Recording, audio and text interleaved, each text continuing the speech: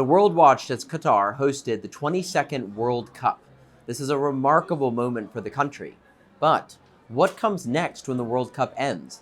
Nasser Al Khori was tasked with ensuring that the 2022 World Cup lives on through Generation Amazing, using the power of football to empower and uplift youth, especially those from marginalized communities. I am honored, Nasser, that you are here today to Thank talk you for about having us. what you're doing. Let's first talk about the World Cup specifically. Um, uh, you're more than a year out from the World Cup having taken place, or almost a year. How do you feel it went? How do you feel, and how does the country feel? I mean, look, I think the World Cup itself, was beyond successful. From a fan perspective, from a participant, team perspective. I mean, there were a lot of unique aspects of this World Cup that happened that is probably never going to happen again. Obviously, we had 32 teams. Now it's 48 teams. So that was small in that the last kind of small 32 team World Cup, but also from a geography perspective, it is the most compact World Cup because everything happened within a 60-kilometer radius, and people were able to go to more than one match a day. That's not going to be the case anymore. United 26, you have three countries. It's North America, Canada, U.S., Mexico hosting, and so you have all these cities that are hosting games, and this is how we wanted to kind of showcase not just Qatar but the region to the world, and that's what we did during the World Cup. And I think we saw that throughout the 30 days of the tournament. There was a lot of cultural sort of aspects that emerged, and people saw different teams, like the underdogs like Morocco, doing reaching those levels that they never would have reached if the tournament was somewhere else, because they were able to have a lot of fans that came to Qatar. And then Saudi Arabia and some of these other teams that did really well. So I think that unique aspects also from a talent perspective and from the team's perspective was also because it was hosted in that part of the world, and it's a new sort of space. It's never been hosted in the Middle East before, and that's one of the reasons why we wanted to host the World Cup. Is obviously there was a lot of reforms, and we used the World Cup as a vehicle to expedite reforms across the country, both from an infrastructure perspective, but also on the human and social side, and that's where Generation Amazing comes in. But also it's showcasing our culture and the nuances of the Middle East to the rest of the world. I'm excited to talk to you about Generation Amazing, but when I was preparing for this conversation, one thing I kept going back to and thinking about is how common is it after a World Cup?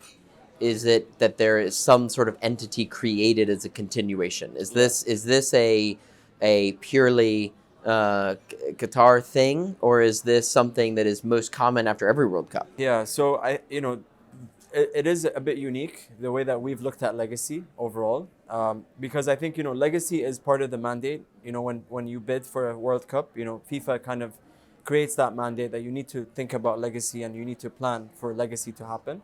For a lot of nations historically, legacy has always been an afterthought, and for us it was legacy, in the lead up to the World Cup, during the World Cup, and beyond. So that's the unique aspect of Qatar looking at sort of the World Cup as a stepping stone, not just to tick a box and say that we've had legacy, but it's also how can we ensure that there's lifelong legacy initiatives that continue beyond just the 30-day tournament, and how do we create legacy also not just for the country or the city that the tournament is hosted at, but for the globally as well. So I think there was a lot of learning and a lot of knowledge that now we have that we want to also share with other nations that are looking to host and to look at mega sporting events, because there's no need to reinvent the wheel. There's a lot of things that we've done that works, and this is knowledge that we'd love to share, and that's what we're doing now. Talk a little bit about give me the top two or three primary objectives of the Generation Amazing Foundation. Yeah, so with Generation Amazing Foundation, it's pretty simple. With the foundation itself and with our mandate, we all know that sports has a transformative power to build bridges, to transform people's lives.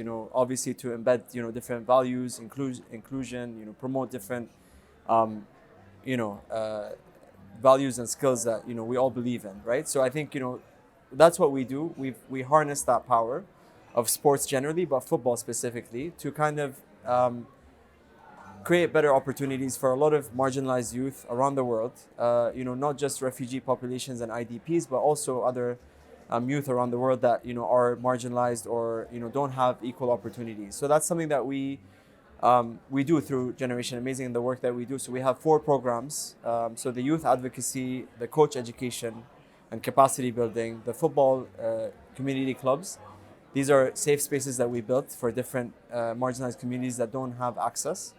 And then the youth festivals. So those are 4 sort of program pillars of Generation Amazing that allow us to deliver impact, working with youth, using sports as a tool for social development. When thinking about kind of the power of sport, and especially for marginalized communities, what sort of infrastructure does it require to be able to reach this, especially the most marginalized communities? So how do you, I guess my question is more, how do you scale?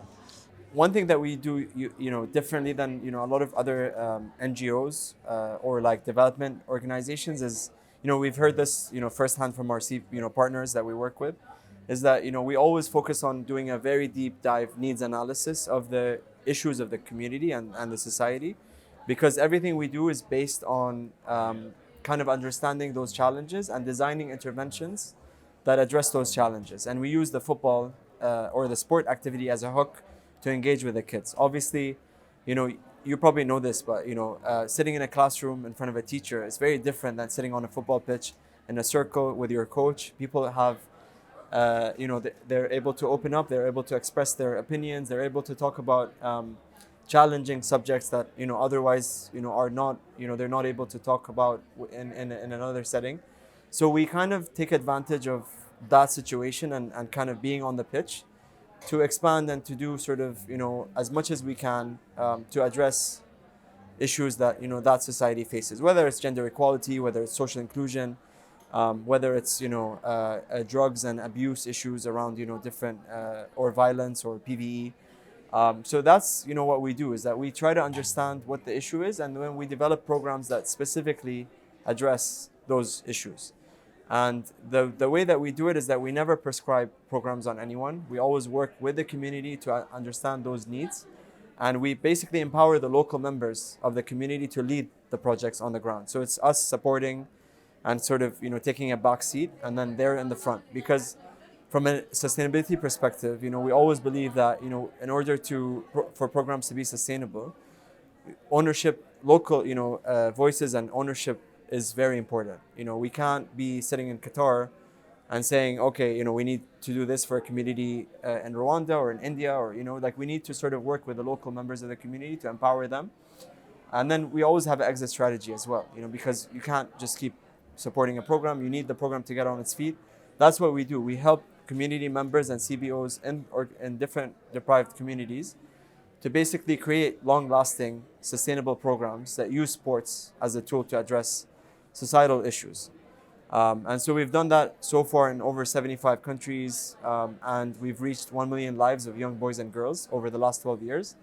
And we are in a position now, post-World Cup, that we want to continue to do this work, and we want to expand globally as well. And we want to work with other mega sporting events, whether it's FIFA World Cups, Olympics, NBA as well, because we believe that mega sporting events have a role. And they have opportunities to shed light on some of these issues, especially on the development side, especially when it comes to equal opportunities, marginalized youth. There's so much that you could do. There's so much advocacy. There's so much awareness that you could raise through mega sporting events, and we've been doing that with our festivals. So the annual youth festivals are platforms that we've created. Where when we felt that mega sporting events happen and go, but there's the youth voice is never heard. So we created this platform where we basically similar to Concordia, but it's for youth. So there's panel discussions, there's workshops, there's capacity building, trainings, and the idea is that the youth, we bring them from all different parts of the world. It's an exchange, it's a cultural exchange. There's an aspect of cultural exchange to that as well, where they learn about each other, they get to meet each other, they build that network, and then they also learn all these life skills and kind of, we upskill them to go back into their communities and use sports, again, not just football, but sports generally, as a tool to kind of, for them to become ambassadors and leaders in their community, to lead social change and to have that sort of sustainable. And you're starting to develop programs already in the United States, correct? Yes, Okay. exactly. What does that program entail? So with in the U.S., obviously we have a strategic partnership with CONCACAF. So they're sort of, we rolled out this program in 2020. But the idea is that, with CONCACAF, there's 41 member associations under the federation. It's the governing body of football for North America and the Caribbean. And so the idea is that, we want to address a gap in terms of, the development of football between the Caribbean and the US, Canada, Mexico, through a capacity building program that looks at, upskilling coaches in those, various communities, especially looking at the Caribbean islands, as there's a lot of challenges there, as you know. And so we're looking at sort of addressing those developmental challenges through sports and through football. So what we're doing is that we're upskilling coaches and various sort of federations to be able to go to the communities and to roll out, football interventions to address issues around, climate change, issues around, gender equality, inclusion as well, because obviously there's a lot of issues around inclusion and, societal issues there that, we can address through football. So the idea behind that partnership is, we're looking at 10 countries per year over the next 4 years. And we're also in a position now, and we're sort of, looking at expanding our sort of, footprint in this market, obviously because the next World Cup is taking place here. And what are the metrics for the other countries you look at? How do you select those 10? We're targeting all the 41 member associations. So we're looking at, 10 countries per year, but it's, eventually we're going to be targeting all. And it's basically based on the priority and the needs from CONCACAF in terms of the where development is needed most at this time. So we looked at, the islands that need this program the most. And so those were prioritized for the first 2 years. And then obviously the other countries like Canada, US, Mexico are in sort of year 3 and 4 of the partnership. Got it. But I think, this partnership also like with CONCACAF is critical for us to like look at legacy in the US and legacy for the next World Cup. And we are in a position now where we're trying to create like a movement or a coalition of partners and we'd love for Concordia to be part of this, where we're looking at sort of how we can create, legacy in the lead up to the World Cup, but also beyond for all the 16 host cities, but also expanding that to other cities in the US and the region. What's your biggest challenge? What running the day-to-day of this? What's the biggest challenge you face? Look, I think, the biggest challenge to me personally and to Generation Amazing, I would say is kind of telling our story. I think, a lot of people don't know how sports could be used to develop, societies and, youth. A lot of times, we focus so much on the tournament itself, and there's no sort of added, there's a lot of opportunities. There's a lot of things that you could do, around raising awareness around, issues when it comes to, one of the things that we've done is that we've aligned our training curriculum to the UN Sustainable Development Goals. And we really believe that, sports is an enabler and also expedites, achieving those goals. And so even from that perspective, we believe, that there is a role for sports to play. And that's why we are, and it's not it's basically, it's a tool that we're using, but it goes beyond that, right? So like we use football as a hook to engage with the youth, but then we take a step forward. It's not just, oh, hey, let's play football for, 20 minutes and let's have fun. Yes, we are going to have fun. We are going to play, but we're also going to learn about, life skills. We're going to learn about teamwork and leadership skills and gender equality and all these other values that we all believe in as human beings, right? So like, I think that's the challenge that I face, is, telling that story, is showing our impact as well. Because a lot of it is, on storytelling. When you're changing people's behaviors and perceptions, it's hard to measure. It's not something tangible that you could point your finger It on. oftentimes takes longer than you expect it to. Right? Exactly. So programs, when we're in schools, it's, for a semester and, besides, then we're out. And then what happens a year later, like with the kids. So there's a lot of things that, we are now trying to do on the storytelling side to showcase that impact. But I think it's, it's also on sort of us to kind of shed light on sort of youth development and sort of giving, space for those youth voices to be heard. And I think that's what we've done with Generation Amazing with our festivals. Obviously, we've had, FIFA legends like, David Beckham, who's been one of our ambassadors, who's been, at every single festival that we've had. And he's been sort of a great role model for the youth. And he's always been there to support and to kind of share his stories and his challenges. Because, that's another space and kind of role that we've had that we've seen that's very valuable. And I think, a lot of youth look up to these, players as role models. And so when we have them sharing their own stories and their own challenges and them overcoming some difficulties in their career, that really inspires the youth. And these stories are not really heard a lot of times, you know what I mean?